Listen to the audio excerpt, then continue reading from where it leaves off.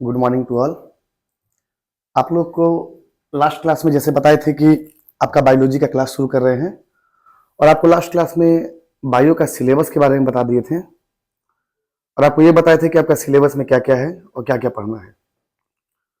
तो उसी क्लास को कंटिन्यू करते हुए जो आपका जो सबसे पहला टॉपिक है इंट्रोडक्शन ऑफ बायोलॉजी, आप ये समझिएगा। यानी आपको जो सबसे पहला पॉइंट बताएंगे बायोलॉजी में आपका इंट्रोडक्शन यानी कि परिचय। यानी आपको इसमें यह जानना है कि आपका बायो है क्या, बायोलॉजी क्या है, इसके बारे में जानेंगे। उसके बाद हमारा जो सिलेबस है वो शुरू करेंगे। तो हमारा जो क्लास है इसमें आपको बताते हैं इंट्रोडक्शन यानी कि परिचय के बारे में कि बायोलॉजी का इंट्रोडक्शन क्या है। चलिए सबसे पहले हम समझते हैं बायोलॉजी के बारे में। तो आप यहां जानिएगा, जो आपके सामने हम वर्ड लिख रहे हैं ये आपके सामने वर्ड है बायोलॉजी यानी कि जीव विज्ञान। आप यहां समझने का प्रयास करिए। जैसे आपके सामने हम वर्ड लिखे हैं बायोलॉजी, तो आप इस वर्ड को ध्यान से देखिए। आपको लग रहा होगा कि वर्ड इंग्लिश वर्ड है, लेकिन आपको यहां पर बता दें कि जो बायोलॉजी वर्ड है ये आपका एक इंग्लिश वर्ड नहीं है। बायोलॉजी एक ऐसा वर्ड है, तो बायोलॉजी एक ग्रीक वर्ड है। आप यहां समझिएगा।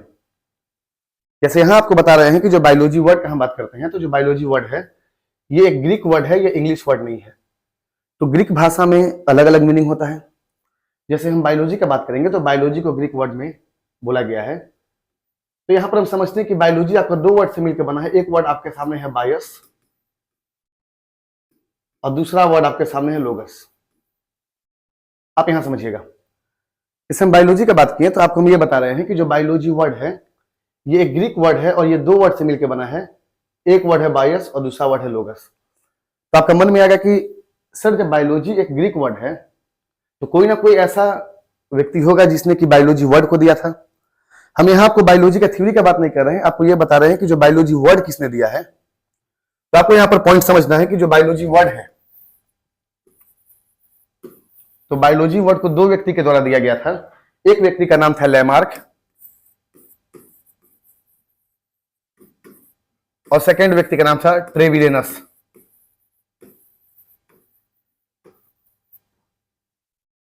अब समझने का प्रयास करिए। तो यहां आपको हम बताएं कि यह घटना लगभग 1801-1802 का है।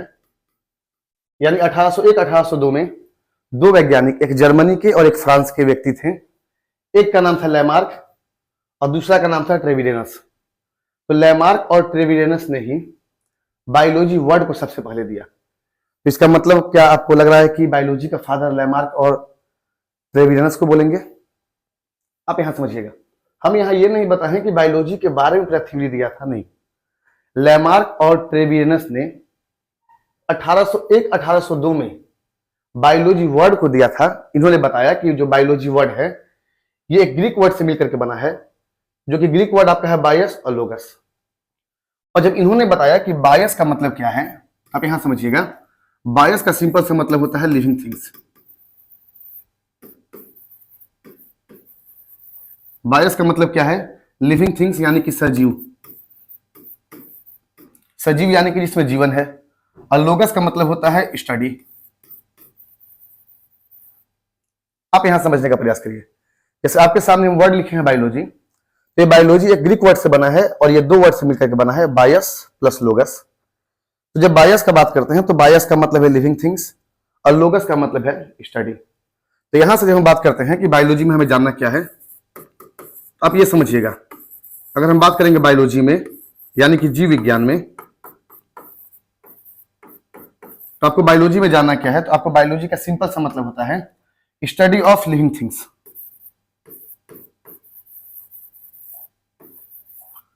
स्टडी ऑफ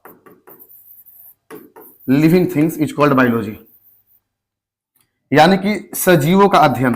अगर हम आसान भाषा में देखें तो सजीव का अध्ययन ही जीव विज्ञान कहलाता है। आप यहां समझिए।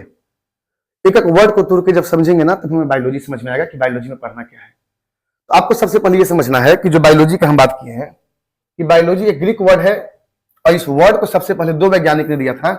एक का नाम था लैमार्क, हिंदी में लिखते हैं, एक का नाम था लैमार्क और दूसरे व्यक्ति का नाम था ट्रेविडेनस। एक व्यक्ति जर्मनी के थे और एक व्यक्ति फ्रांस के थे। इन्हीं दोनों ने मिलकर के 1802 में बायोलॉजी वर्ड दिया और बताया कि बायोलॉजी एक ग्रीक वर्ड है जो कि दो वर्ड से मिलकर बना है, एक बायस और एक लोगस। तो बायस का मतलब होता है लिविंग थिंग्स और लोगस का मतलब है स्टडी। तो बायोलॉजी का जब हम कंप्लीट मतलब देखेंगे तो इसका मतलब होगा स्टडी ऑफ लिविंग थिंग्स, यानी कि सजीव का अध्ययन ही जीव विज्ञान कहलाता है। तो आपके सामने हम वर्ड लिखे हैं बायस यानी कि लिविंग थिंग्स। तो आपका मन में आएगा कि सर लिविंग तो हम समझ रहे हैं कि लिविंग का स्टडी ही बायोलॉजी कहलाएगा, लेकिन हमको यह भी तो जानना होगा कि जब लिविंग का स्टडी बायोलॉजी कहलाता है तो हमें यह जानना है कि लिविंग होता क्या है। आखिर लिविंग किसे बोलेंगे, कि क्या ये बोर्ड लिविंग है, ये पेन लिविंग है, ये घड़ी लिविंग है? नहीं। तो हमें यह समझना होगा कि लिविंग किसे बोलते हैं। तो हमें सबसे पहले जानना है लिविंग के बारे में। आप यहां समझिए, जैसे आपके सामने वर्ड आया है लिविंग। लिविंग का मतलब है सजीव। क्या होता है इसका मतलब कि हम लिविंग किसे बोलेंगे, सजीव किसे बोलेंगे? यानी ये बोर्ड हमें दिखाई दे रहा है, क्या ये लिविंग है? ताकि कुछ तो ऐसा प्रॉपर्टी होगा जो कि लिविंग का बारे में बताएगा। तो हम यहां समझते हैं लिविंग के बारे में कि लिविंग होता क्या है। आप यहां समझने का प्रयास करिएगा कि लिविंग किसे बोलेंगे। लिविंग में कुछ मेन प्रॉपर्टी होता है, समझिए।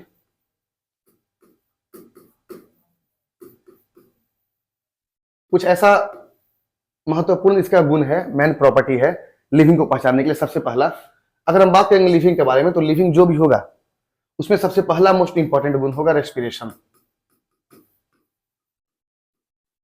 रेस्पिरेशन यानी कि श्वसन। जब हम दूसरा बात करते हैं कि दूसरा ऐसा प्रॉपर्टी क्या होगा, तो नेक्स्ट इसका प्रॉपर्टी होगा रिप्रोडक्शन, यानी कि प्रजनन। नेक्स्ट प्रॉपर्टी होगा लिविंग का न्यूट्रिशन, न्यूट्रिशन यानी कि पोषण। इसके बाद अगला प्रॉपर्टी है आपका लिविंग का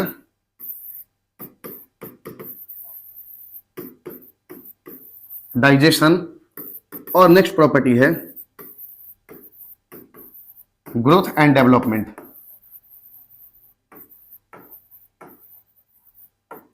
डाइजेशन का मतलब हो गया पाचन और ग्रोथ और डेवलपमेंट का मतलब हो गया वृद्धि और विकास। वृद्धि और विकास। अब आप यहां समझने का प्रयास करिएगा। जैसे आपके सामने हम वर्ड लिखे हैं लिविंग के बारे में। आपको हम ये तो बता दिए कि बायोलॉजी में हम पढ़ेंगे लिविंग के बारे में कि study of living is called biology, लेकिन हमें ये जानना होगा कि लिविंग किसे बोलेंगे, आखिर लिविंग का पहचान क्या होगा। तो लिविंग का सबसे पहला पहचान होगा रेस्पिरेशन। एक एक करके समझते हैं सारा पॉइंट को। अगर आपके सामने हम बोल दे कि ये पेन जो है लिविंग है, तो इस पेन में एक महत्वपूर्ण ऐसा प्रॉपर्टी होना चाहिए रेस्पिरेशन का, यानी कि श्वसन का, यानी कि सांस लेने का। अगर आपसे हम पूछे कि ये पेन जो है, ये कलम जो है, कि क्या सांस ले सकता है, तो आप बोलिएगा सर नहीं ले सकता है। तो जब अगर कोई भी चीज अगर सांस नहीं ले सकता है तो उसको हम लिविंग नहीं बोलेंगे। यहां पर आप एक पॉइंट समझिए। पहले आपको हम जब लिविंग के बारे में बताएं, इससे पहले आपको एक पॉइंट बताना चाहते हैं कि हमारा नेचर में जो है, यानी कि हमारे प्रकृति में दो प्रकार का सब्सटेंस मिलता है। जो सबसे पहला है, एक आपका लिविंग होता है और दूसरा आपका नॉन लिविंग है। समझिएगा, हमारे नेचर में, हमारे प्रकृति में एक आपका होता है लिविंग थिंग्स, लिविंग थिंग्स यानी कि जिसमें जीवन है, और दूसरा आपका होता है नॉन लिविंग थिंग्स।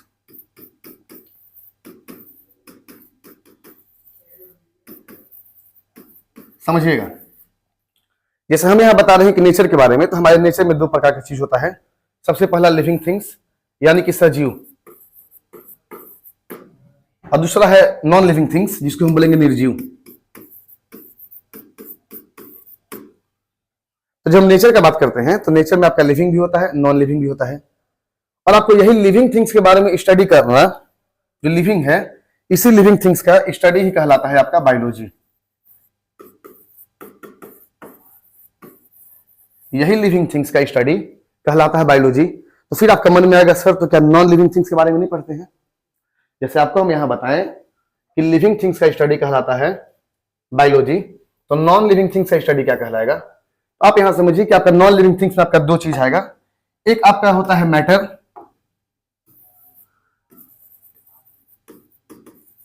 जिसे बोलते हैं पदार्थ, और सेकेंड होता है आपका एनर्जी, जिसे बोलते हैं ऊर्जा।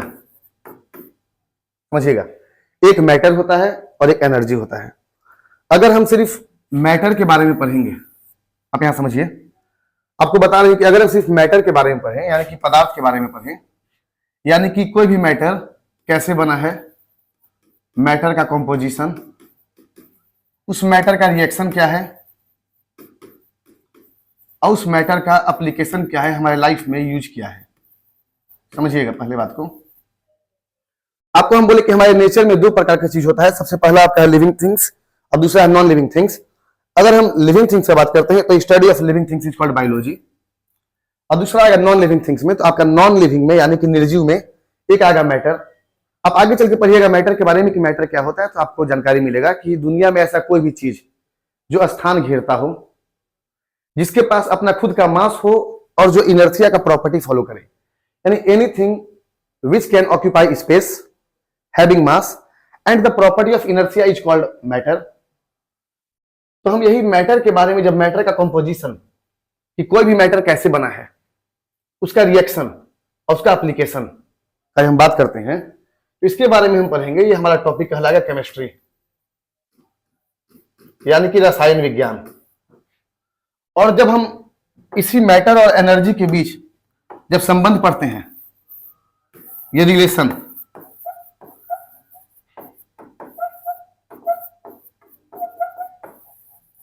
बिटवीन मैटर एंड एनर्जी, इसको जब हम पढ़ेंगे तो ये हमारा कहलाएगा फिजिक्स में। आप समझिएगा, यानी आपका पूरा साइंस के बारे में हम कह सकते हैं कि पूरा साइंस पढ़ने का मतलब है कि हम पूरा नेचर के बारे में जानेंगे। अब पॉइंट को समझिए, हम यहां आपको बताएं कि आपको जैसे साइंस पढ़ाएंगे तो आपको साइंस में आपको नेचर के बारे में पढ़ाएंगे। तो आपका नेचर में दो प्रकार का चीज होगा। सबसे पहला चीज होगा लिविंग थिंग्स, जिसमें जीवन होगा, तो लिविंग थिंग्स का स्टडी कहलाएगा बायोलॉजी। और दूसरा आपका होगा नॉन लिविंग थिंग्स, जिसमें जीवन नहीं होगा। तो जिसमें जीवन नहीं होगा उसे दो पार्ट में डिवाइड किए, सबसे पहला मैटर और दूसरा एनर्जी। मैटर यानी कि अगर हम पेन का बात करेंगे तो ये पेन का अपना कुछ ना कुछ मास होगा, ये स्पेस ऑक्यूपाई किया है, हाथ पर रखें तो ये स्पेस ऑक्यूपाई किया है, और इसमें इनर्शिया का प्रॉपर्टी भी होगा। तो ऐसा कोई भी चीज जिसके पास अपना मास हो, जो स्पेस ऑक्यूपाई करे और जो इनर्शिया का प्रॉपर्टी फॉलो करे, उसे हम बोलेंगे मैटर।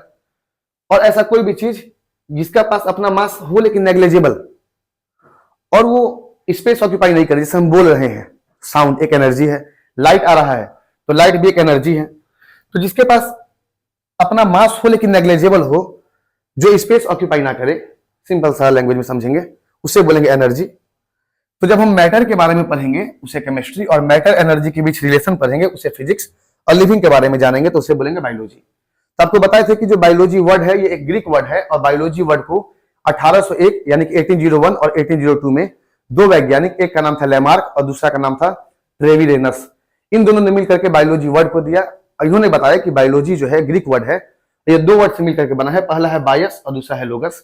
बायस का मतलब ही होता है लिविंग थिंग्स, यानी कि लिविंग थिंग्स के बारे में स्टडी करेंगे, कहलाएगा बायोलॉजी। तो आपको हम यहाँ पर ये बता रहे थे कि लिविंग क्या होता है, लिविंग का प्रॉपर्टी। तो आपको हम ये बताएं कि लिविंग क्या है, इसके बारे में समझिएगा।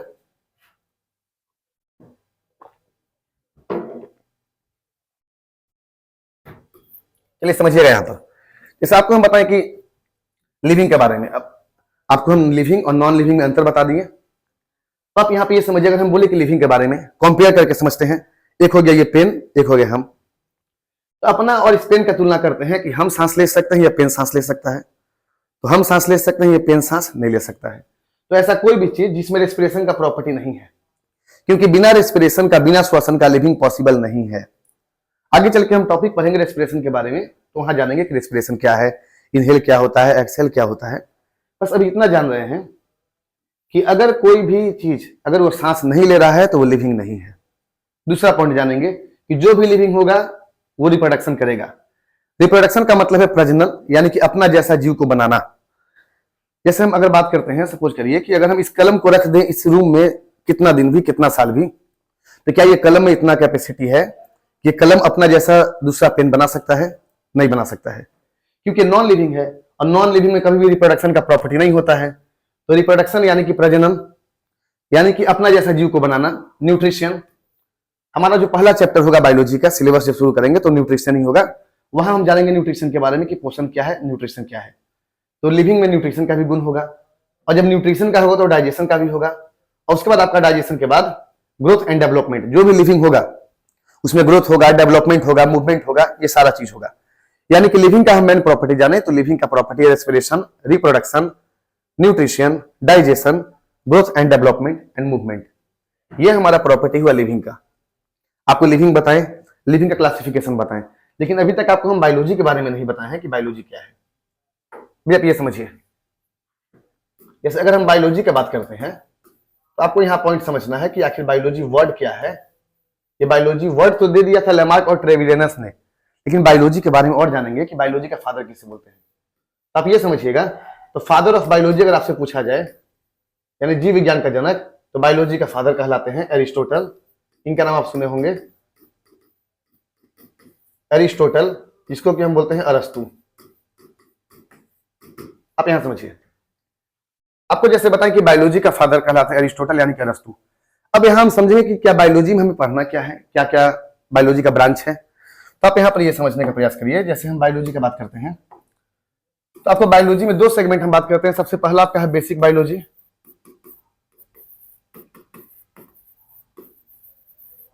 यानी कि बेसिक बायोलॉजी, और दूसरा आपके सामने आएगा अप्लाइड बायोलॉजी।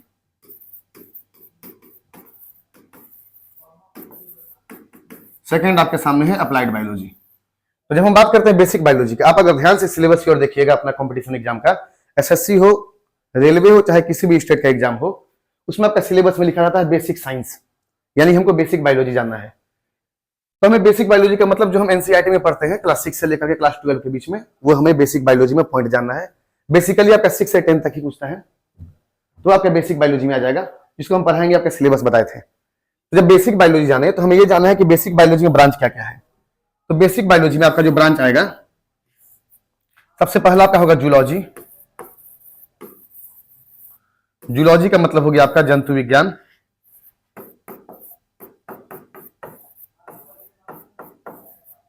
और दूसरा आपका ब्रांच होता है जिसमें हम बोलते हैं बॉटनी। बॉटनी का मतलब हो गया पादप विज्ञान, यानी पेड़ पौधा के बारे में।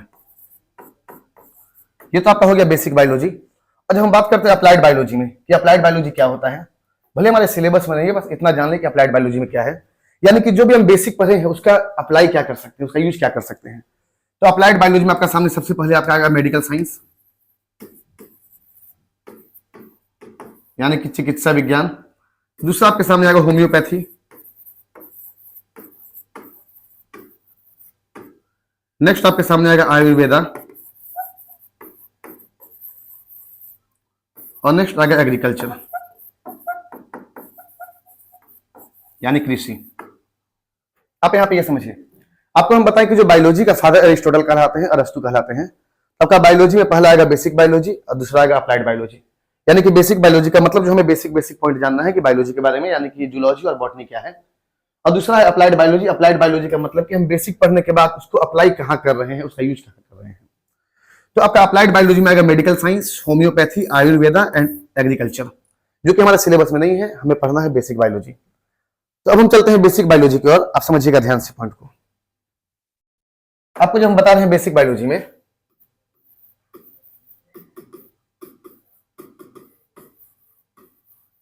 तो आपका जो बेसिक बायोलॉजी है, इसमें आपको सबसे पहले बताए हैं जूलॉजी, और दूसरा आपको पॉइंट बताए हैं बॉटनी। अगर आप ध्यान से समझिएगा तो आगे चल के आपको और भी पढ़ना है माइक्रोबायोलॉजी के बारे में, कि बैक्टीरिया क्या है, वायरस क्या है, फंगस क्या है, एल्गी क्या होता है। तो हम पढ़ेंगे क्लासिफिकेशन ऑफ लिविंग में, लेकिन हमें बेसिक बायोलॉजी में जाना है जूलॉजी और बॉटनी के बारे में। तो आप ये समझिएगा, जूलॉजी का मतलब है जंतु विज्ञान, और बॉटनी का मतलब है पादप विज्ञान, यानी पेड़ पौधा के बारे में।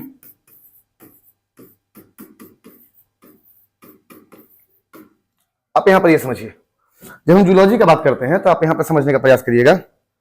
जो हम एरिस्टोटल का बात किए थे वही एरिस्टोटल ने ही, यानी अरस्तु ने ही, एरिस्टोटल ने ही एक बुक लिखा था और इस बुक का नाम था हिस्टोरिया एनिमेलियम।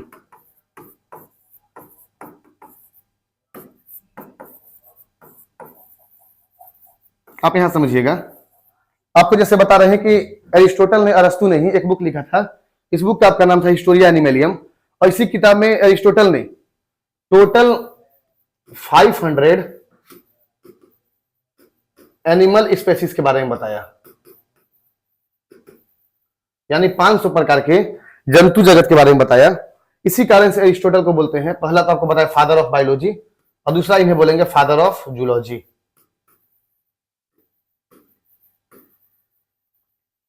ये आपका पोर्शन हो गया जूलॉजी का। नेक्स्ट हमारे सामने है बॉटनी। अब ये समझिए, जैसे आपको बताएं कि जूलॉजी में आपको जंतु के बारे में जानना है, एनिमल के बारे में जानना है, तो बॉटनी में आपको जानना है प्लांट के बारे में। आप यहां पर ये समझिएगा, जैसे जूलॉजी में एरिस्टोटल नाम आया, वैसे ही बॉटनी में एक नाम आएगा थियोफ्रेस्टस।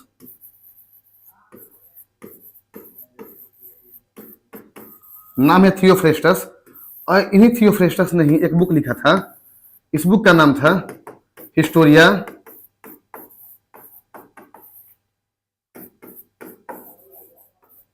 प्लेंटिरम।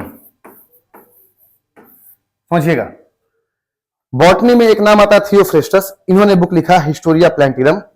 इस बुक में इन्होंने टोटल 500 प्लांट स्पेसीज के बारे में बताया।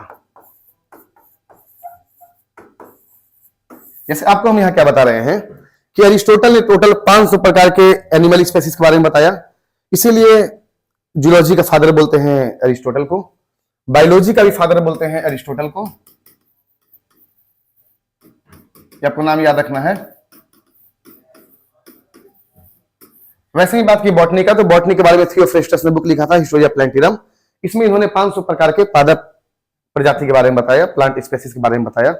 इसी कारण से थियोफ्रेस्टस को बोलते हैं फादर ऑफ बॉटनी। तो आप यहां पे 2 पॉइंट समझिएगा। हम आपको थियोफ्रेस्टस में बताएं कि इनको बोलते हैं फादर ऑफ बॉटनी, इनको 2 चीज का फादर बोलते हैं। सबसे पहला फादर बोलते हैं फादर ऑफ बॉटनी, और दूसरा हो गया आपका फादर ऑफ एम्ब्रायोलॉजी।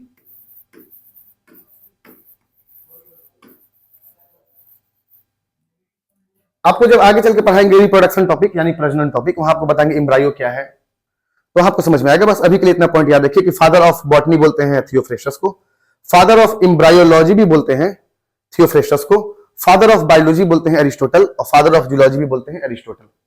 यहां तक उम्मीद करते हैं कि आपको क्लियर होगा। आपको हम जैसे बता रहे हैं कि आपको बायोलॉजी में समझना है लिविंग के बारे में, तो आप यहां पर ये समझिएगा,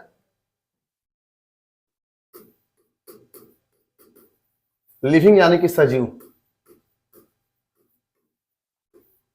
यानी कि जीवन जिसमें है उसके बारे में जानेंगे। तो आपको हम सबसे पहले ये बताएं कि लिविंग किसे बोलेंगे, लिविंग का प्रॉपर्टी क्या है, ऐसा क्या गुण था लिविंग के बारे में। तो आप यहां पर ये समझिएगा, जब हम लिविंग का बात किए तो लिविंग का आता है क्लासिफिकेशन, कि लिविंग को भी क्लासिफाई किया गया है। तो हम यहां पर ये समझते हैं classification of living.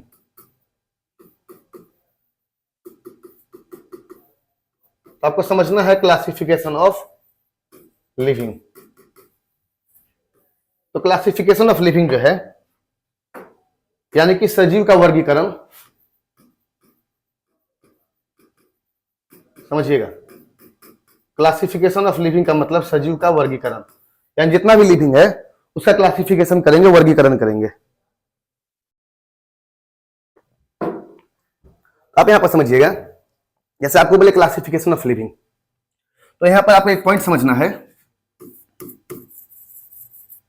Study of classification. अगर आपसे पूछा जाए कि स्टडी ऑफ क्लासिफिकेशन यानी कि वर्गीकरण का अध्ययन क्या कहलाता है, तो आपको बोलना है कि study of classification is known as taxonomy. नाम याद रखिएगा, क्योंकि आगे चल के आपको बताएंगे कि टैक्सोनॉमी का फादर बोलते हैं कार्लस लिनियस को। क्यों बोलते हैं समझाएंगे। पहले आप यहां पे ये समझिए कि study of classification is known as taxonomy, यानी कि वर्गीकरण का अध्ययन टैक्सोनॉमी कहलाता है। अब यहां पर आप ध्यान दीजिए, आपको जैसे बता रहे हैं क्लासिफिकेशन ऑफ लिविंग के बारे में, समझिए।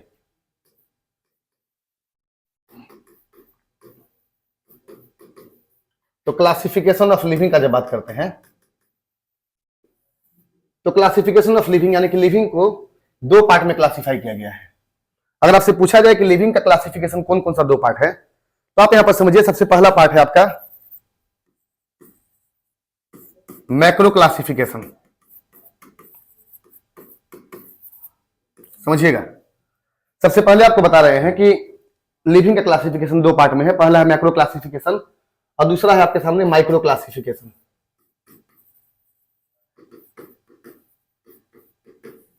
आपको बताएं कि लिविंग का क्लासिफिकेशन दो पार्ट में है। सबसे पहला है मैक्रो क्लासिफिकेशन, दूसरा है माइक्रो क्लासिफिकेशन। अगर हम बात करते हैं मैक्रो क्लासिफिकेशन का, तो मैक्रो क्लासिफिकेशन को किया गया था, एक वैज्ञानिक का नाम आएगा, इसका नाम है कार्लस लिनियस। आप नाम सुने होंगे इनका, कार्लस लिनियस। कार्लस लिनियस ने एक बुक लिखा था, इस बुक का नाम था सिस्टमा नेचर। इस बुक का नाम था सिस्टमा नेचर और इसी बुक में कार्लस लिनियस ने मैक्रो क्लासिफिकेशन के बारे में बताया। दूसरा आपका सामने आता है माइक्रो क्लासिफिकेशन। तो माइक्रो क्लासिफिकेशन किसने किया, तो आपको याद रखना है कि 1969 में माइक्रो क्लासिफिकेशन किया गया था, एक नाम आएगा RH. Whittaker.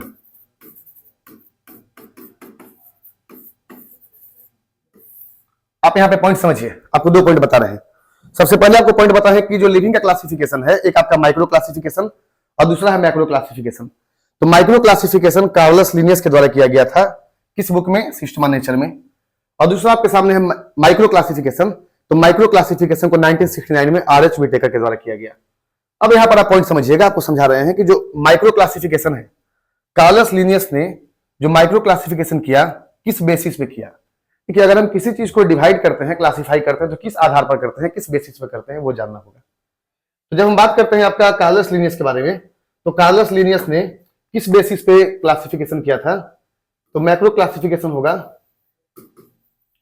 On the basis of cell wall.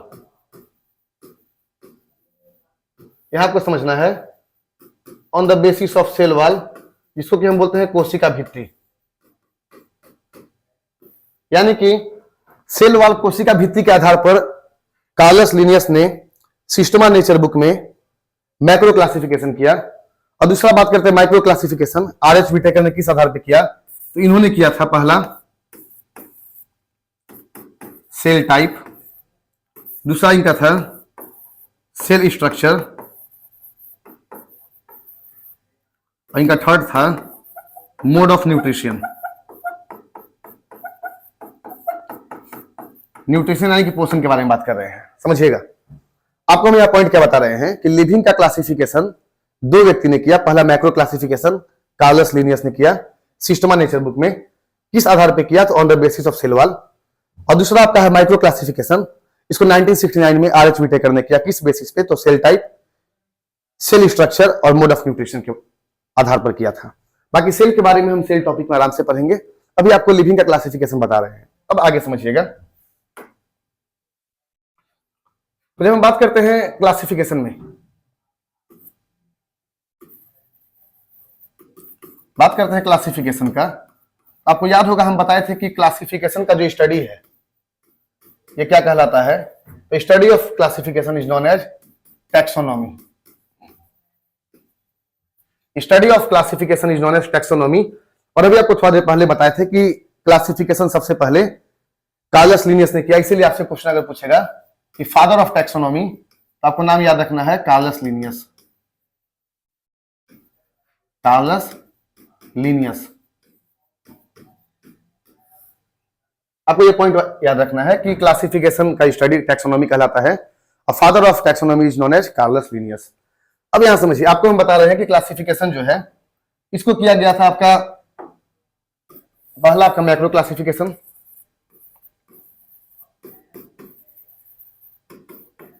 Macro classification, और जो कि मैक्रो क्लासिफिकेशन किया गया था कार्लस लिनियस के द्वारा, किस बेसिस पे, तो आपको याद रखना है, एग्जाम में क्वेश्चन बन सकता है, on the basis of cell wall. यानी कि सेल वॉल के आधार पर क्लासिफिकेशन किया गया। तो इन्होंने दो पार्ट में किया और कहा कि जो कुछ लिविंग ऐसा है जिसके पास सेल वॉल प्रेजेंट है, और कुछ लिविंग ऐसा है जिसके पास अपना सेल वॉल एब्सेंट है। तो जिसके पास सेल वॉल प्रेजेंट है उसमें रखा गया था प्लांट को, यानी कि सेल वॉल जिसमें उपस्थित है इसको में रखा गया प्लांट को यानी पादप को, और जिसमें सेल वॉल एब्सेंट है इसमें रखा गया एनिमल को। अब फिर से पॉइंट को समझिएगा। जैसे आपको बता रहे हैं कि क्लासिफिकेशन, तो study of classification is known as taxonomy और father of taxonomy is known as Carolus Linnaeus. इसके बाद आपको पॉइंट बताया कि क्लासिफिकेशन दो पार्ट में है। सबसे पहला मैक्रो क्लासिफिकेशन। मैक्रो क्लासिफिकेशन कौन किया था? तो आपको नाम बताए थे, कार्लस लिनियस ने किया था। मैक्रो क्लासिफिकेशन को कार्लस लिनियस ने किया था। किस बुक में किया था? तो आपको बुक का नाम बताते, सिस्टमा नेचर में किया था। अब यहां जब हम बात करते हैं माइक्रो क्लासिफिकेशन का, तो आप यहां समझिएगा कि माइक्रो क्लासिफिकेशन को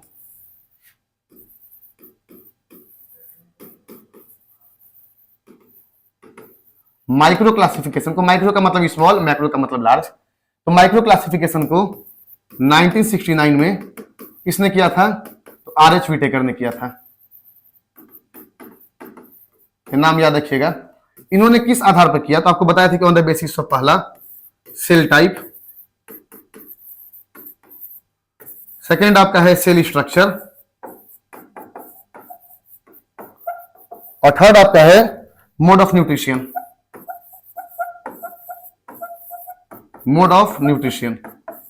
इस आधार पर किया। आपको हम पहले समझाएं मैक्रो क्लासिफिकेशन कैसे हुआ। देखिए, आपसे एग्जाम में क्वेश्चन पूछता है, आपके लिए क्वेश्चन है, आप हमको ये बताइएगा, जैसे आपसे क्वेश्चन पूछेगा कि प्लांट का सेल वॉल किसका बना होता है? Cell wall of plant is made up of, cell wall of plant is made up of, ये आपके लिए क्वेश्चन है जिसका आंसर आप कमेंट बॉक्स में करिएगा। आपको जैसे हम ये बताए कि मैक्रो क्लासिफिकेशन को किया गया था सेल वॉल प्रेजेंट और सेल वॉल एब्सेंट। तो जब एनिमल में सेल वॉल है ही नहीं तो बनने का सवाल ही नहीं होता है कि एनिमल का सेल वॉल किसका बना है। और प्लांट में सेल वॉल है तो प्लांट का सेल वॉल किसका बना होता है, ये आपको आंसर करना है कमेंट बॉक्स में कि cell wall of plant is made up of. ठीक है, अब यहां आप समझिएगा, जैसे आपको पहले बताया मैक्रो क्लासिफिकेशन, दूसरा आपको बता रहा माइक्रो क्लासिफिकेशन। आपको पहले मैक्रो समझ में आया, अब चलते हैं माइक्रो क्लासिफिकेशन पर। तो जो आपका माइक्रो क्लासिफिकेशन है,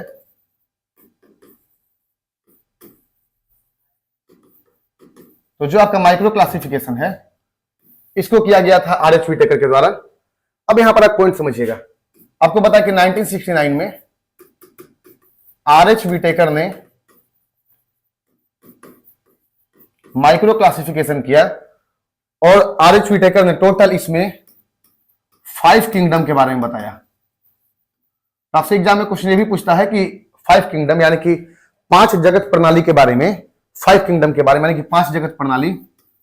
आप हिंदी में भी याद रखिएगा, ये हिंदी में याद रखना है, यानी कि 5 किंगडम क्लासिफिकेशन यानी कि 5 जगत प्रणाली के बारे में किसने बताया था? आर.एच. व्हिटेकर ने। इन्होंने बताया सेल के आधार पर यानी सेल टाइप। तो हल्का सा आइडिया ले ले कि कैसे क्लासिफिकेशन किया, बाकी आप समझिएगा आगे सेल टॉपिक जब पढ़ाएंगे तब। अभी आप यहां समझिए, अगर हम बात करते हैं सेल टाइप का, इसमें एक रखा गया आपका प्रोकैरियोटिक सेल,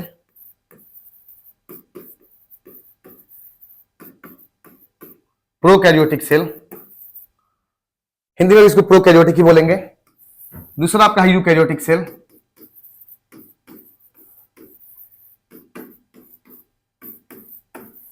यूकैरियोटिक सेल। तब यहां समझिए, जैसे आपको बताया पहले प्रोकैरियोटिक सेल, तो जो प्रोकैरियोटिक सेल है ये हमेशा आपका एलवेज यूनिसेल्यूलर। आपको जब सेल टॉपिक पढ़ाएंगे तो वहां आपको बताएंगे प्रोकैरियोटिक के बारे में कि prokaryotic cell is a primitive cell, इसमें न्यूक्लियस नहीं होता है, यूनिसेल्यूलर है। तो वो सेल में पढ़ेंगे, अभी बस इतना जान लीजिए कि प्रोकैरियोटिक सेल जो है यूनिसेल्यूलर है। ठीक है, इसमें आपका रखा गया था 5 किंगडम में से मोनेरा को। इसमें किसको रखा गया? मोनेरा को। अब यहां आप समझिएगा, नेक्स्ट आपका है यूकैरियोटिक सेल। तो यूकैरियोटिक सेल में आप आगे चल के पढ़िएगा कि जैसे आपका प्रोकैरियोटिक सेल यूनी है, उसी तरह से यूकैरियोटिक सेल जो है यूनी भी हो सकता है और मल्टी भी हो सकता है।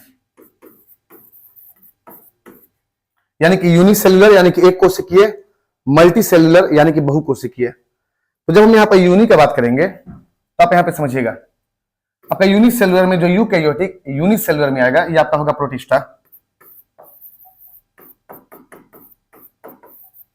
आप यहाँ पे ये समझिएगा। आपको हम सबसे पहले बताएं सेल टाइप में, तो प्रोकैरियोटिक और eukaryotic. Prokaryotic cell is always a unicellular, यानी कि जो प्रोकैरियोटिक सेल है ये हमेशा एक कोशिकीय होगा, एक कोशिकीय होगा। इसमें रखा गया था मोनेरा को। दूसरा आपको समझना है यूकैरियोटिक सेल, तो यूकैरियोटिक सेल में आपका यूनि भी होगा और मल्टी भी होगा, यानी कि एक कोशिकीय भी होगा और बहुकोशिकीय भी होगा। तो जब हम बात करेंगे यूनिसेल्युलर का, तो आपको याद रखना है कि सबसे पहले प्रोकैरियोटिक यूनिसेल में आपका आएगा मोनेरा और यूकैरियोटिक यूनिसेल में आपका आएगा प्रोटिस्टा। ये सबसे जब स्टेटमेंट बेस्ड क्वेश्चन बनता है तो यहां पर आपको याद रखना है कि protista is a eukaryotic unicellular and Monera is a prokaryotic unicellular. अब आगे समझिएगा, जैसे आपको हम यूकैरियोटिक के बारे में बता रहे हैं, समझिए। यूकैरियोटिक सेल, तो आपको यूकैरियोटिक सेल में बताए हैं पहला यूनिसेल्युलर यानी कि एक कोशिकीय,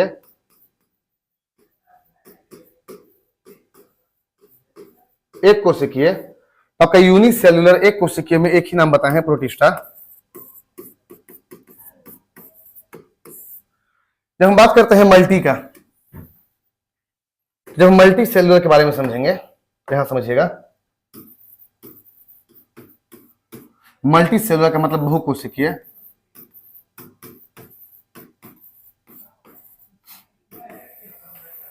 तो इसमें आपका आएगा, ध्यान दीजिएगा, मल्टी सेल्युलर में सबसे पहला आपका आएगा जिसमें आपका सेल वॉल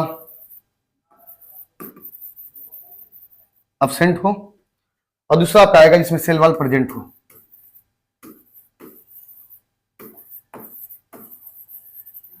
समझिएगा, जैसे आपको बताया यूनिसेल्युलर।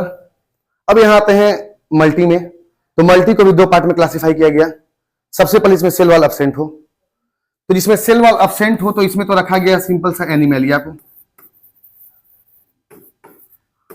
और जब हम बात करते हैं सेल वॉल प्रेजेंट, तो यहां पर भी क्लासिफाई किया गया मोड ऑफ न्यूट्रिशन के हिसाब से। एक आपका होगा ऑटोट्रॉफ्स,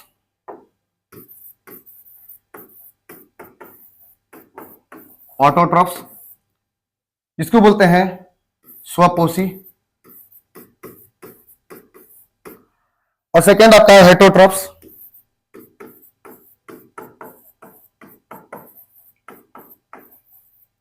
इसे बोलते हैं परपोषी। समझिएगा, जैसे आपको पता है यूनिसेल्युलर, फिर जब मल्टी में आए हैं तो सेल वॉल एब्सेंट और सेल वॉल प्रेजेंट। तो सेल वॉल एब्सेंट में आपका एनिमेलिया और सेल वॉल प्रेजेंट को भी क्लासिफाई किया गया मोड ऑफ न्यूट्रिशन में। आपको जब न्यूट्रिशन टॉपिक पढ़ाएंगे तो वहां आपको बताएंगे ऑटोट्रॉफ्स, इसमें आपको समझना है फोटोसिंथेसिस के बारे में, प्रकाश संश्लेषण के बारे में। अब यहां समझिएगा सेल वॉल प्रेजेंट, ऑटोट्रॉफ्स, इसमें आपका आएगा प्लांटी और इसमें आपका आएगा हेटरोट्रॉफ्स में फंगी। तो यहां से आप समझे होंगे कि जो आपका क्लासिफिकेशन ऑफ लिविंग है, तो सारा पॉइंट को जब एक बार समराइज कर दे तो आप समझने का प्रयास करिए। तो जब हम बात करते हैं क्लासिफिकेशन ऑफ लिविंग का, तो सबसे पहला आपका क्लासिफिकेशन में आपका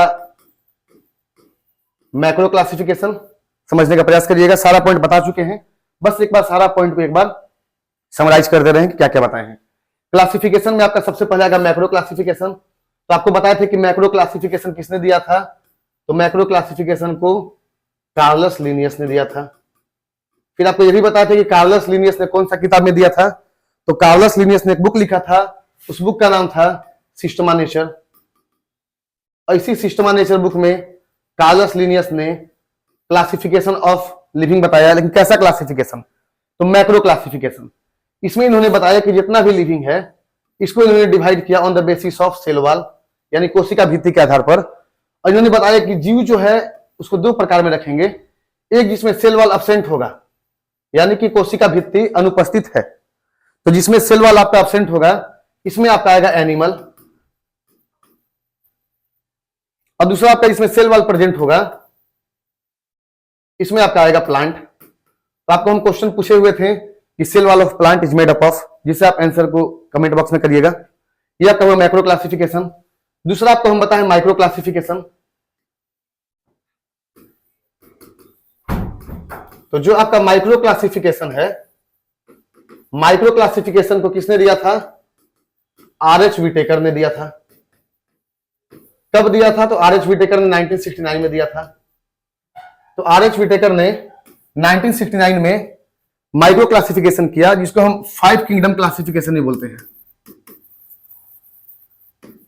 इसी को बोलते हैं 5 किंगडम क्लासिफिकेशन, जिसमें आपका 5 आएगा, आपको बताए हैं मोनेरा, प्रोटिस्टा, प्लांटी,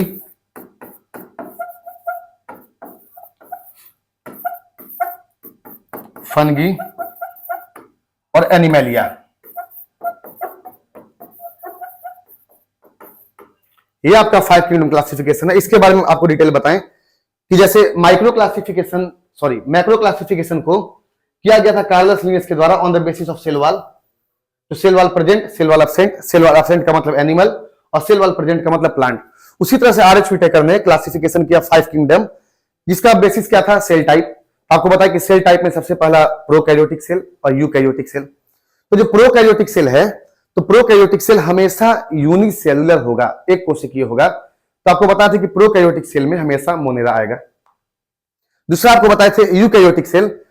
तो यूकैरियोटिक सेल आपका यूनि भी हो सकता है और मल्टी भी हो सकता है, यानी कि एक कोशिकीय और बहुकोशिकीय। तो जब हम बात करते हैं यूनि में, तो आपको बता दिए थे। फिर आपका आएगा मल्टी में। तो मल्टी का भी क्लासिफिकेशन किया गया, cell wall present, cell wall absent.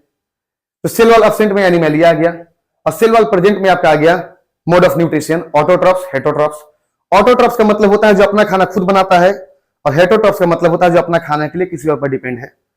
तो ये आपका सारा क्लासिफिकेशन बताए हैं लिविंग का। तो लिविंग का क्लासिफिकेशन, यानी आपको जब सबसे पहले हम बताएं कि बायोलॉजी में पढ़ेंगे क्या, तो बायोलॉजी में आपको पढ़ेंगे हम लिविंग के बारे में, यानी कि study of living is called biology. तो आपको पूरा लिविंग के बारे में तोड़ के बता दिए कि लिविंग क्या होता है, लिविंग का क्लासिफिकेशन क्या है, क्लासिफिकेशन क्या कहलाता है। यहां तक आपको पॉइंट समझ में आ रहा होगा। अब आप आगे पॉइंट समझिएगा। जैसे आपको लिविंग के बारे में ही बात कर रहे हैं, आप समझिए। जैसे हम लिविंग थिंग्स जब बात करते हैं, तो आपको बताया कि लिविंग का जो क्लासिफिकेशन है, समझिएगा, लिविंग का जो क्लासिफिकेशन है, तो लिविंग का क्लासिफिकेशन किसने किया था? सबसे पहले आपसे नाम पूछा है तो आप बताइएगा कार्लस लीनियस। यही कार्लस लीनियस ने ही लिविंग का क्लासिफिकेशन किया, इसीलिए कार्लस लीनियस को बोलते हैं फादर ऑफ टैक्सोनॉमी। क्या बोलते हैं? Father of taxonomy. लेकिन कार्लस लीनियस को एक और फादर बोलते हैं, जैसे आपको बताया था थियोफ्रेस्टस को, कि थियोफ्रेस्टस को बोलते हैं फादर ऑफ बॉटनी और फादर ऑफ एम्ब्रायोलॉजी। उसी तरह से कार्लस लीनियस को बोलते हैं फादर ऑफ टैक्सोनॉमी और फादर ऑफ नोमेनक्लेचर।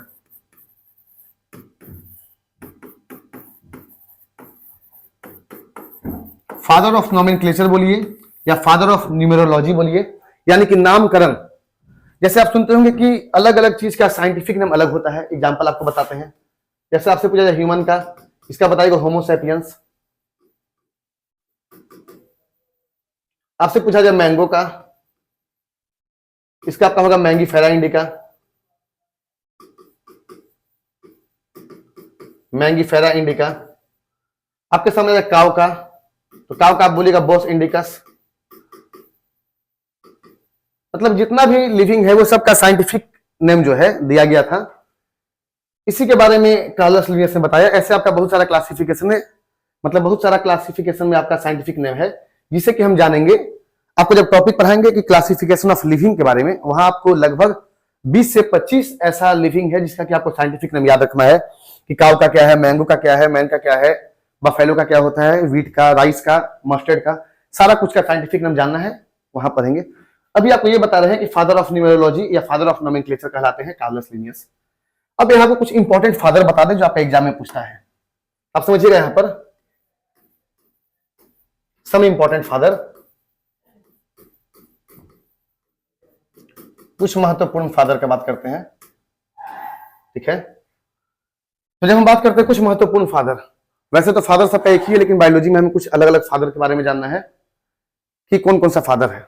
जैसे आपसे पूछा जाए कि फादर ऑफ बायोलॉजी, आपको बताना है कि फादर ऑफ बायोलॉजी एरिस्टोटल यानी कि अरस्तु। दूसरा आपका आएगा फादर ऑफ जूलॉजी, तो फादर ऑफ जूलॉजी भी एरिस्टोटल। आपका भी सारा पॉइंट बता चुके हैं। यानी फादर ऑफ बायोलॉजी या फादर ऑफ जूलॉजी दोनों आपसे पूछा जाए तो आप क्या बताइएगा, अरस्तु यानी कि एरिस्टोटल। फिर आपसे पूछा जाए फादर ऑफ बॉटनी, पादप विज्ञान का जनक, तो फादर ऑफ बॉटनी कहलाते हैं थियोफ्रेस्टस। थियोफ्रेस्टस। नेक्स्ट आपका आएगा फादर ऑफ एम्ब्रायोलॉजी यानी कि भ्रूण विज्ञान का जनक, ये भी आपका कहलाएंगे थियोफ्रेस्टस। ये आपको कुछ इंपॉर्टेंट फादर बताया जो कि आप याद रखिएगा, एग्जाम में महत्वपूर्ण है।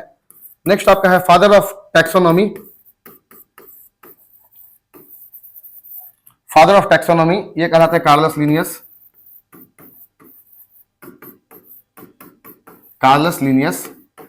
नेक्स्ट आपके सामने नाम आएगा फादर ऑफ न्यूमेरोलॉजी या नोमेनक्लेचर। दोनों में से कोई भी हो सकता है कि नामकरण पद्धति का जनक या न्यूमेरोलॉजी या नोमेनक्लेचर का जनक किसे बोलते हैं, तो ये भी आपके कहलाएंगे कार्लस लिनियस। आगे और समझिएगा।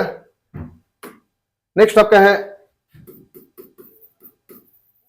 Father of evolution. Father of evolution का मतलब है कि विकासवाद। फादर ऑफ इवोल्यूशन यानी कि विकासवाद का फादर किसे बोलते हैं, इसका थ्योरी दिया गया था चार्ल्स डार्विन के द्वारा। आपको नाम याद रखना है, चार्ल्स डार्विन। तो फादर ऑफ इवोल्यूशन यानी कि विकासवाद चार्ल्स डार्विन। नेक्स्ट आपके सामने आएगा फादर ऑफ साइटोलॉजी। तब यहां पर आपके लिए एक नया वर्ड आया साइटोलॉजी। आपको समझना है कि साइटोलॉजी क्या है। तो साइटोलॉजी का संबंध सेल से है। साइटोलॉजी का संबंध सेल से है। अभी आप ये समझिएगा। आपको थोड़ा बताएं साइटोलॉजी क्या है। जैसे आपको बताएं कि बायोलॉजी में हम जानेंगे लिविंग के बारे में यानी कि ह्यूमन के बारे में, और प्लांट के बारे में, एनिमल और प्लांट के बारे में। तो आप ये समझिएगा, अगर हम ह्यूमन बॉडी का बात करेंगे तो जो भी आपका ह्यूमन बॉडी है, तो ह्यूमन बॉडी का जो स्ट्रक्चरल एंड फंक्शनल यूनिट है, यानी कि हम बोल सकते हैं कि संरचनात्मक और कार्यात्मक, यानी स्ट्रक्चरल एंड फंक्शनल यूनिट, यानी कि सिंपल भाषा में समझिए स्मॉलेस्ट यूनिट ऑफ बॉडी। यानी कि बॉडी किससे मिलकर बना है। एग्जांपल आप समझिएगा। जैसे अगर हम बात करते हैं कि नॉर्मल अगर हम घर का बात करें तो जो घर होता है वो अलग अलग कमरा से मिलकर बना है, और जो कमरा होता है ये अलग अलग दीवार से मिलकर बना है, और जो दीवार है ये ईंट से मिलकर बना है। तो आपसे पूछा जाए कि घर का जो सबसे स्मॉलेस्ट यूनिट है तो क्या है, ईंट है। ईंट से मिलकर के दीवार बना, दीवार से मिलकर कमरा बना, और अलग अलग कमरा से मिलकर घर बना है। तो उसी तरह से जब हम बात करते हैं तो समझिएगा, तो जो बॉडी है इसका जो सबसे स्मॉलेस्ट यूनिट है, सबसे छोटा पार्ट है, जिसे हम बोलते हैं सेल। आप यहां पे समझने का प्रयास करिए। जब हम सेल का बात करते हैं तो सेल के बारे में समझिएगा। सबसे पहला पॉइंट आया कि सेल का स्टडी क्या कहलाता है, तो study of cell is known as cytology. Hindi में भी यही लिखता है। ऐसा नहीं कि आपसे पूछा कोशिका का अध्ययन क्या कहलाता है तो कोशिका विज्ञान, वैसा नहीं रहेगा। आपसे बोलेगा कि कोशिका का अध्ययन क्या कहलाता है, आपसे ऑप्शन यही देगा साइटोलॉजी। हिंदी में ऐसे ही लिख देगा साइटोलॉजी, ठीक है। अब ये समझिएगा। जैसे आपको बताएं सेल के बारे में, तो सेल का डिस्कवरी की बात करते हैं। तो एक आपका सेल होता है डेड सेल, और दूसरा होता है लिविंग सेल। एक है डेड सेल, एक है लिविंग सेल। अगर हम डेड सेल का बात करते हैं तो 1665 में, 1665 में सबसे पहले रॉबर्ट हुक, यहां पर देखिए एक नाम आया रॉबर्ट हुक। आपको हम बता दें कि बायोलॉजी में 3 रॉबर्ट सबसे इंपॉर्टेंट है। हिस्ट्री का बात नहीं करें, हिस्ट्री में तो रॉबर्ट क्लाइव है ही। जब हिस्ट्री पढ़ेंगे तो वहां जानेंगे रॉबर्ट क्लाइव के बारे में। अभी आपको 3 रॉबर्ट की बात कर रहे हैं। एक आपका रॉबर्ट है, पहला है रॉबर्ट हुक, दूसरा है आपका रॉबर्ट कोच, और थर्ड आपका है रॉबर्ट ब्राउन।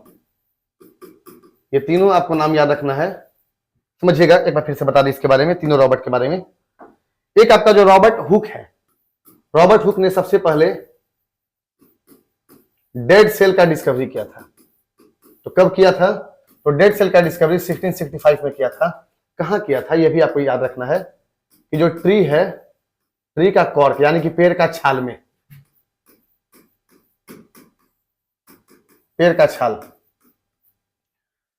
तो यहां समझिए, जब हम बात करते हैं रॉबर्ट हुक का, तो जो रॉबर्ट हुक है इन्होंने 1665 में ट्री कॉर्क यानी कि पेड़ का छाल में डेड सेल का डिस्कवरी किया। अब समझिएगा, जब यहां पर हम आपको बताएं कि दूसरा नाम है रॉबर्ट कोच, तो रॉबर्ट कोच ने क्या डिस्कवरी किया था? तो दो बैक्टीरिया, एक आपका टीबी जो कि आप पढ़िएगा ह्यूमन डिजीज में, ट्यूबरकुलोसिस, और दूसरा कॉलेरा जिसे बोलते हैं हैजा। यानी कि टीबी और कॉलेरा यानी कि टीबी और हैजा का बैक्टीरिया खोज कौन किया? Robert Koch.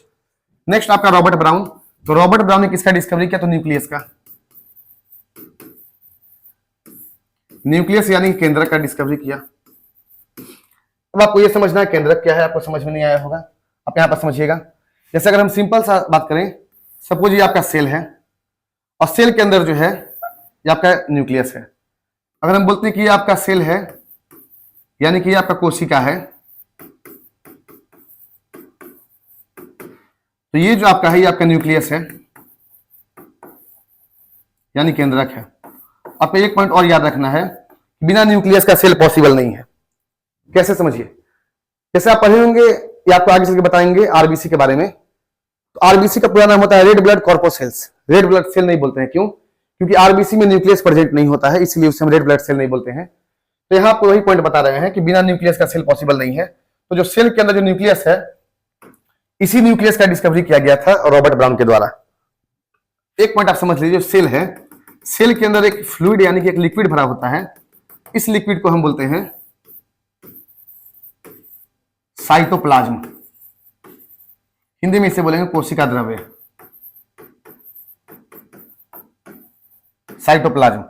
उसी तरह से आपका जो न्यूक्लियस है, तो न्यूक्लियस में भी एक आपका लिक्विड भरा होता है। इस लिक्विड को बोलते हैं न्यूक्लियोप्लाज्म, जिसे हिंदी में बोलते हैं केंद्रक द्रव्य। समझिएगा, जैसे आपको बताएं कि जो आपका सेल है, सेल के अंदर एक लिक्विड होता है जिसे हम बोलते हैं साइटोप्लाज्म, और दूसरा आपका है न्यूक्लियस के अंदर लिक्विड होता है, इसे बोलते हैं न्यूक्लियोप्लाज्म। और जब यही साइटोप्लाज्म और न्यूक्लियोप्लाज्म मिलता है ना, इसे हम बोलते हैं प्रोटोप्लाज्म, जिसे बोलते हैं जीव द्रव्य। आपको सेल टॉपिक में इसके बारे में डिटेल बताएंगे कि प्रोटोप्लाज्म क्या है, इसका फंक्शन क्या है, इसका डिस्कवरी कौन किया, इसका नाम कौन दिया। बस अभी आपका सेल वर्ड आया तो आपको ये बता रहे हैं कि रॉबर्ट हुक ने डिस्कवरी किया था डेड सेल का, रॉबर्ट कोच ने टीबी और कोलेरा का बैक्टीरिया का खोज किया था, और रॉबर्ट ब्राउन ने न्यूक्लियस का खोज किया। फिर आपको पता है कि सेल के अंदर एक लिक्विड होता है, भरा हुआ फ्लूइड होता है, जिसे हम बोलते हैं साइटोप्लाज्म यानी कोशिका द्रव्य। उसी तरह से न्यूक्लियस के अंदर एक लिक्विड होता है, इसे बोलते हैं न्यूक्लियोप्लाज्म, केंद्रक द्रव्य। जब ये दोनों लिक्विड मिलता है यानी कि साइटोप्लाज्म और न्यूक्लियोप्लाज्म जब मिलेगा, इसे बोलेंगे प्रोटोप्लाज्म, जीव द्रव्य। आपको एक पॉइंट बस इतना याद रख लीजिए कि जीव द्रव्य यानी कि प्रोटोप्लाज्म का नाम जो दिया गया था, आपको नाम याद रखना है पुरकिंजे के द्वारा। ये सब छोटा छोटा क्वेश्चन है जो कि एग्जाम में पूछता है। तो प्रोटोप्लाज्म का नाम दिया था पुरकिंजे ने। आपको हम यहां सेल के बारे में बता रहे थे, आप समझिएगा। आपको जैसे हम बताएं कि सेल के बारे में, तो डेड सेल का डिस्कवरी रॉबर्ट हुक ने किया 1665 में, 1665 में। लिविंग सेल का डिस्कवरी 1674 में एवी लिवेनहॉक ने किया था। किसने किया? एवी लिवेनहॉक। और एवी लिवेनहॉक ने जो सेल का डिस्कवरी किया था, लिविंग सेल का, ये किया था पॉन्ड वाटर में। पॉन्ड वाटर में लिविंग सेल का डिस्कवरी किया गया लिवेनहॉक के द्वारा। लेकिन सबसे पहले किसने किया? रॉबर्ट हुक ने किया। इसीलिए सेल यानी कि साइटोलॉजी का फादर कहते हैं रॉबर्ट हुक को। उम्मीद करते हैं यहां तक आपको क्लियर होगा। आपको बस इसी इतना बताएं क्योंकि सेल वर्ड आया था साइटोलॉजी, तो साइटोलॉजी का मतलब स्टडी ऑफ सेल। तो father of cytology Robert Hooke, Robert Hooke. Next आपका आएगा father of microbiology, father of microbiology. आपको इसमें नाम याद रखना है Antonie van Leeuwenhoek, father of microbiology A V Leeuwenhoek, Antonie van Leeuwenhoek. ये आपको कुछ फादर बताएं जो इंपॉर्टेंट है, जो एग्जाम में पूछता है। अब यहां पर कुछ फादर और समझिए, दो तीन है। एक आपका father of medical science, father of medical science, ये नाम है Hippocrates, father of medical science Hippocrates. और father of homeopathy, father of homeopathy आपको नाम याद रखना है हेनीमैन। आपसे क्वेश्चन है कि होम्योपैथी डे कब मनाया जाता है, ये दूसरा क्वेश्चन है जो कि आपको आंसर कमेंट बॉक्स में करना है। पहला क्वेश्चन क्या पूछे थे आपसे, आपको याद होगा, और दूसरा क्वेश्चन आपसे पूछ रहे हैं होम्योपैथी वाला कि होम्योपैथी डे कब मनाया जाता है। तो father of homeopathy Hahnemann, father of medical science Hippocrates, father of microbiology Antonie van Leeuwenhoek, father of cytology Robert Hooke, father of evolution विकासवाद Charles Darwin, father of nomenclature Carolus Linnaeus, father of taxonomy Carolus Linnaeus, embryology Theophrastus, botany with Theophrastus, zoology और biology Aristotle. ये आपको हम कुछ father बताएं, सब important father जो कि एग्जाम में रिपीट करता है, पूछता है कि कुछ फादर का आपसे पूछ सकता है एग्जाम में किसका नाम क्या है। तो आप आगे समझिएगा। अब आपको यहां पर ये बता दें कि जो बेसिक पॉइंट आपको बताएं लिविंग के बारे में, ये जान लीजिए। आपको एक पॉइंट और जानना रहता है लिविंग में कि कुछ ब्रांचेस, जैसे आपसे सिंपल सा पूछ सकता है कि स्टडी ऑफ बर्ड्स, पक्षियों का अध्ययन, स्टडी ऑफ इंसेक्ट, कीटों का अध्ययन। कुछ आपको 4-5 है, 10 नाम है लगभग, जो कि एग्जाम में पूछा हुआ भी है, जो बुक में भी दिया है, जिसको आप बता दें, जिससे आप याद रखिएगा, जो कि एग्जाम में पूछता है। आप समझिएगा, यहां पर ध्यान दीजिए। जैसे आपको कुछ बताते हैं इंपॉर्टेंट फैक्ट में, यहां समझिएगा। जैसे आपको बताया सम इंपॉर्टेंट फैक्ट में सबसे पहला है एपीकल्चर। तो आपसे अगर पूछ सकता है कि एपीकल्चर क्या है, तो आपको यहां पर याद रखना है एपीकल्चर यानी कि मधुमक्खी, हनी बी यानी कि मधुमक्खी। तो आपको याद रखना है कि मधुमक्खी पालन, मधुमक्खी पालन को ही बोलते हैं एपीकल्चर। आपसे एग्जाम में या तो उसको दे देगा कि मधुमक्खी पालन को क्या बोलते हैं, या पूछेगा एपीकल्चर क्या है। दूसरा आपका है सेरिकल्चर। सेरिकल्चर का मतलब है रेशम की पालन यानी कि सिल्क वार्म, सिल्क वार्म यानी कि रेशम कीट पालन, रेशम कीट। नेक्स्ट आपका है पीसी कल्चर। देखिए यहां पर 2 पॉइंट आएगा, एक पीसी कल्चर है, एक इक्थायोलॉजी है, दोनों में कंफ्यूज नहीं करना है। पीसी कल्चर मतलब होता है कि जो फिश है, जो मछली है, मछली पालन, और इक्थायोलॉजी का मतलब होता है फिश यानी कि मछलियों का अध्ययन। दोनों में कंफ्यूज नहीं करना है। जैसे आपको बताया एपीकल्चर तो मधुमक्खी पालन, दूसरा बताया सेरिकल्चर सिल्क वार्म रेशम कीट पालन, फिर आपको बताया पीसी कल्चर, तो पीसी कल्चर मछली पालन है, और इक्थायोलॉजी मछली का स्टडी है। फिर आपके सामने है माइकोलॉजी। आप सुने होंगे माइकोलॉजी, जिसको बोलते हैं कवक यानी कि फंगी, स्टडी ऑफ फंगस यानी कि कवक। और दूसरा है फाइकोलॉजी यानी कि शैवाल, इसे बोलते हैं एल्गी। आपको थोड़ा सा फंगी और एल्गी के बारे में कुछ पॉइंट बताएं, समझिएगा। जैसे कि आपका होता है फंगस यानी कवक, तो स्टडी ऑफ कवक माइकोलॉजी। दूसरा है एल्गी यानी कि शैवाल,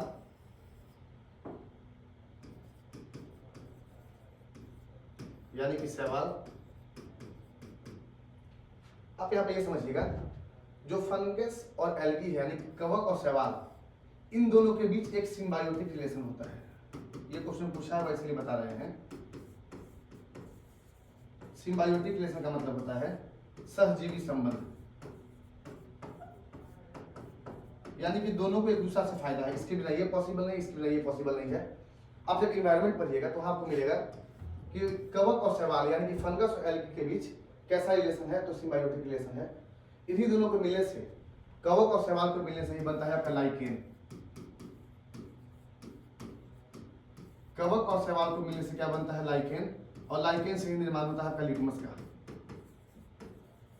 लिटमस पेपर। अब केमिस्ट्री में जानिएगा कि अगर हमको एसिड का बात करेंगे या बेस का बात करेंगे तो जो आइडेंटिफाई करने के लिए इंडिकेटर होता है, लिटमस पेपर क्या है? तो लिटमस पेपर एक इंडिकेटर है। कैसा इंडिकेटर है? तो ये एसिड और बेस को इंडिकेट करता है। अगर एसिड है तो ये आपका ब्लू से रेड में कन्वर्ट करेगा।